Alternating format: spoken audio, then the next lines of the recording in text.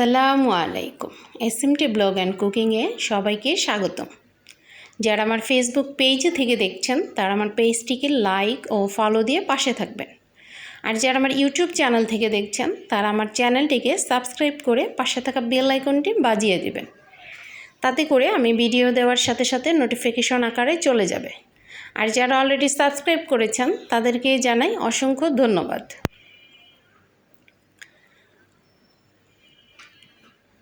আজকে আমি রান্না করব নেহারি। সেই জন্য আমি এখানে কিছুটা গরুর পায়া নিয়ে নিয়েছি, প্রায় 5 কেজির মতো।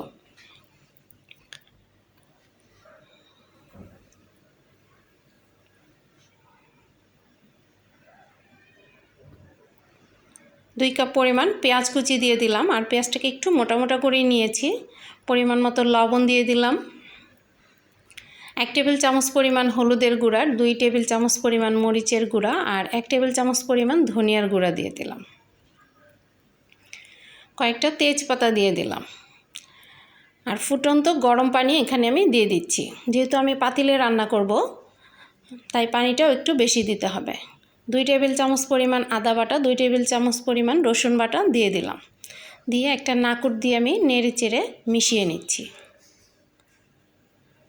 আর এটা হতে কিন্তু বেশ কিছুটা সময় লাগবে, প্রায় কয়েক ঘন্টা।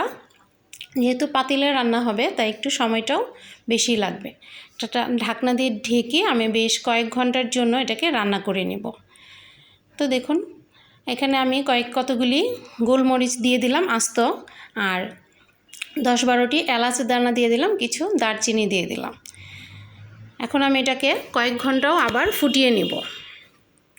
দেখুন কয়েক ঘন্টা ফুটিয়ে নেওয়ার পর আমি চলে আসলাম।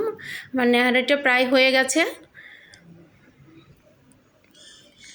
যেহেতু আমি একটু পাতলা খাই তাই এটা এখনই আমি খেতে পারবো, আর যারা পাতলা না খাবেন তারা আর একটু ঘন করে নেবেন। এই তো আমার হয়ে গেল রান্নাটা। যদি আমার রান্নাটা ভালো লেগে থাকে প্লিজ একটা লাইক করে দেবেন, কমেন্ট করে জানাবেন কেমন হয়েছে।